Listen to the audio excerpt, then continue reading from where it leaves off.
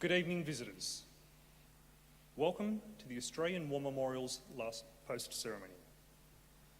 My name is Gerard Pratt, and we warmly welcome the family of Second Lieutenant John Clifford Peel, whose story will be told shortly by Group Captain David Miller from the Royal Australian Air Force, who is the grandson of Second Lieutenant John Clifford Peel's fiancée, Marion Amiot. We're honoured to acknowledge His Excellency Mr. Rikiro Takahashi, Ambassador of Japan, and the accompanying delegation representing the Japan-Australia Parliamentary Friendship Association. We warmly welcome, representing the Royal Flying Doctor Service, Mr. Tony Vaughan, CEO of Central Operations, Mr. Scott Chapman, CEO of RFDS Victoria, and Ms. Rebecca Tompkinson, CEO of Western Operations. We also warmly welcome the members of the Joint Boards of Management of the Uluru Kata-Duta National Park, Kakadu National Park, the Budari National Park, who are also attending this evening. As always, we welcome the veterans who have served, those that are still serving, and the families that love and support them. We acknowledge the members of RSL and Services Clubs Association, RSL Victoria and RSL Queensland, who are watching the broadcast of this ceremony from across Australia. During this evening's ceremony, wreaths will be laid at the base of the Pool of Reflection by family, visitors and students on behalf of the following schools. From Queensland, Pullen Vale State School and Nanango State High School.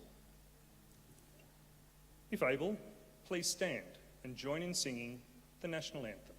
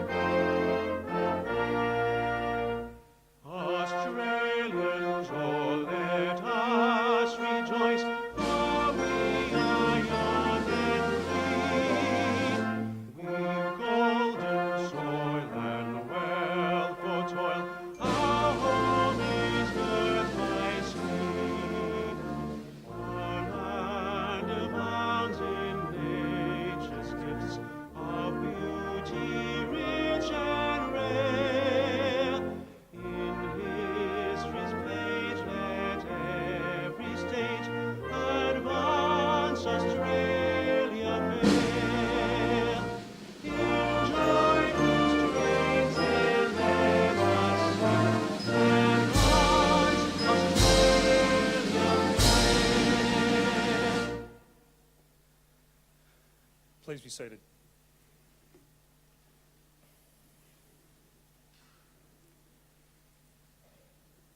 The Australian War Memorial was the vision of Charles Bean, Australia's First World War official historian. Bean landed with the Australian troops on Gallipoli and stayed with them at the front through until the end of the war. The idea of this national memorial and museum came to him at Pozières, France, in the depths of the bloody fighting of 1916. Bean's idea was that this would be a place where families and friends could mourn loved ones buried in faraway places. It would also be a place that could help all Australians understand what these men and women had endured and what they had done for us. Bean's vision, to which we remain true, is best expressed as inscribed in the entrance to the memorial's galleries. Here is their spirit, in the heart of the land they loved, and here we guard the record which they themselves made. Tonight, we will read the story behind just one of those on the Roll of Honour, which lists the names of more than 102,000 men and women who have given their lives for us in war and on operations for more than a century. But first, we present a lament, Flowers of the Forest. Wreaths of floral tributes will now be laid at the base of the pool of reflection.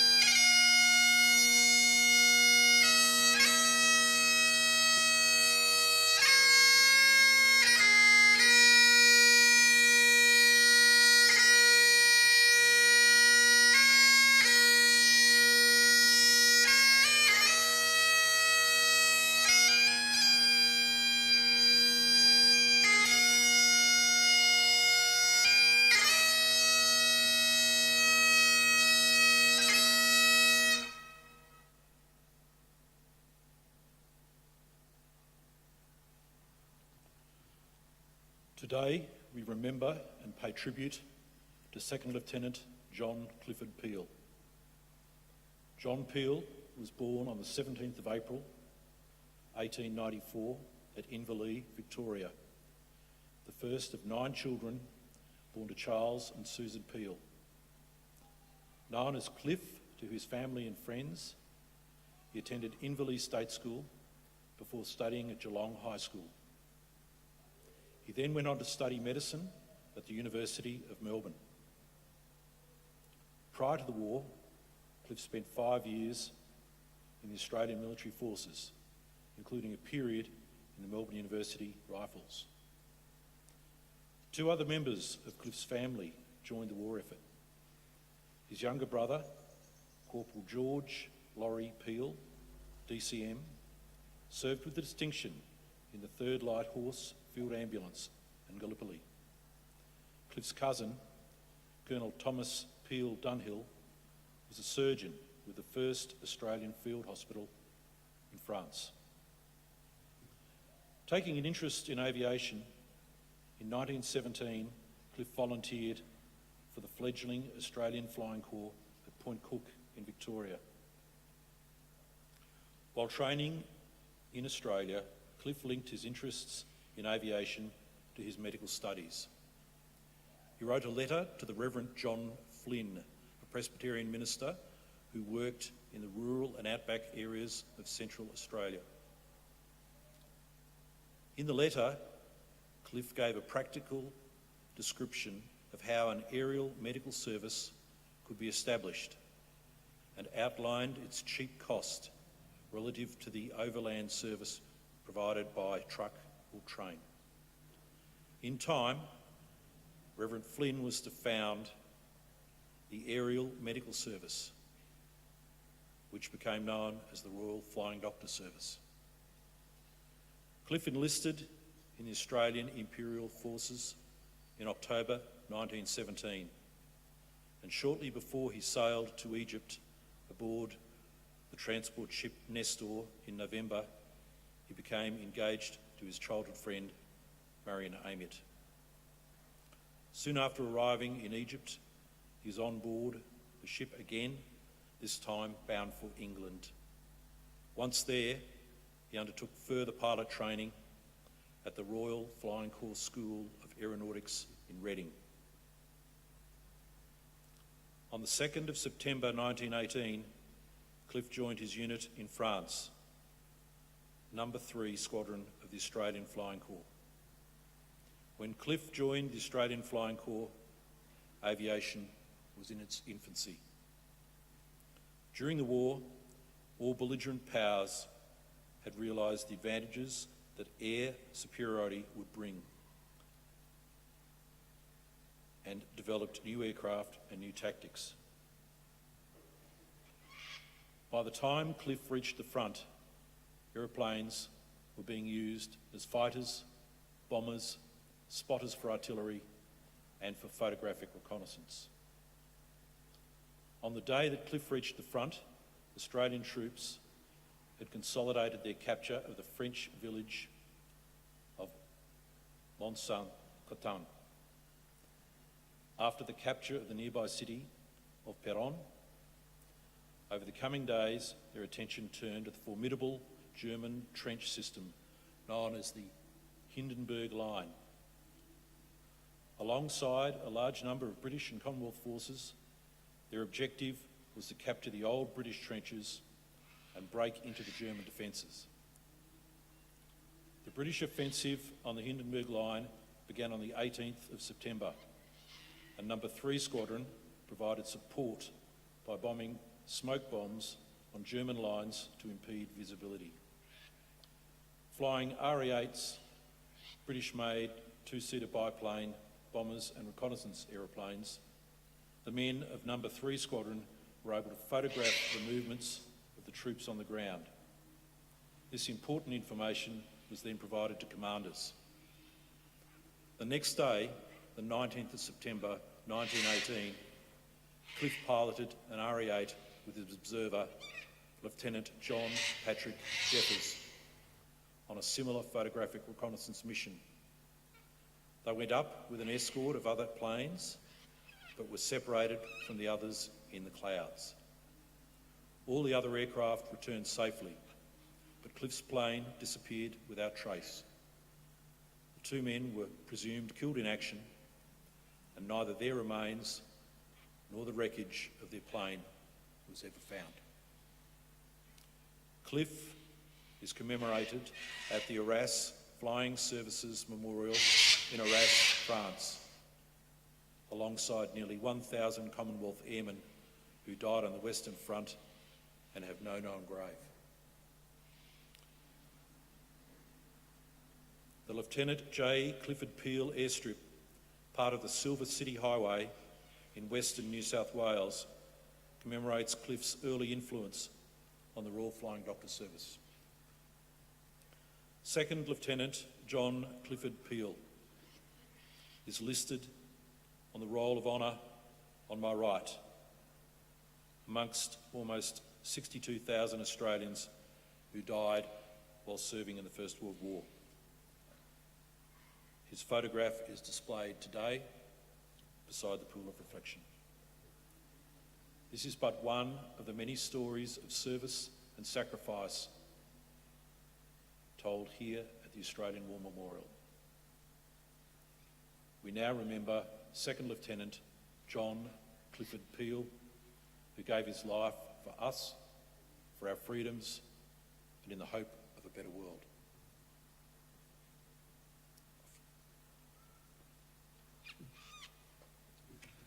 Please stand for the reading of the Ode and the sounding of the last post.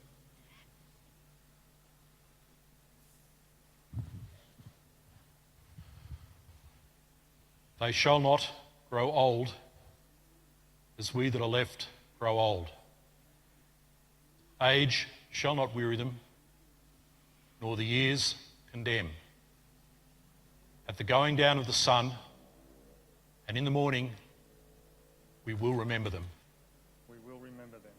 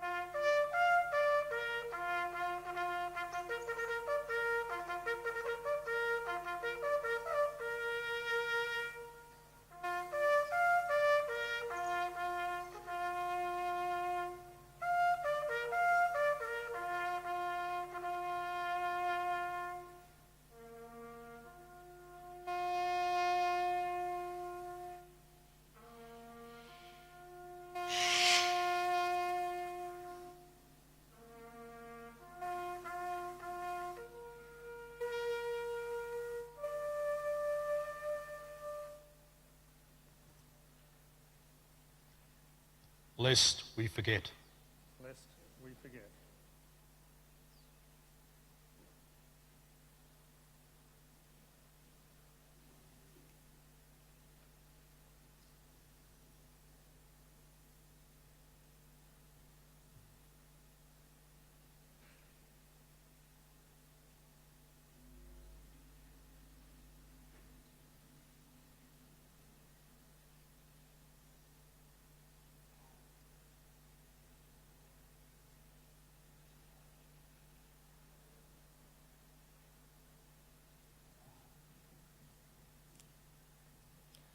We leave you this evening with the words of the memorial's founder, Charles Bean.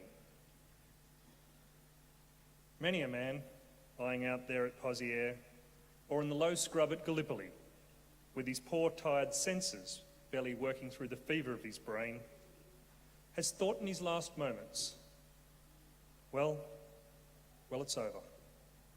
But in Australia, they will be proud of this. Ladies and gentlemen, students, that concludes the last post ceremony. We thank you for visiting the Australian War Memorial and wish you all a very good evening. Thank you.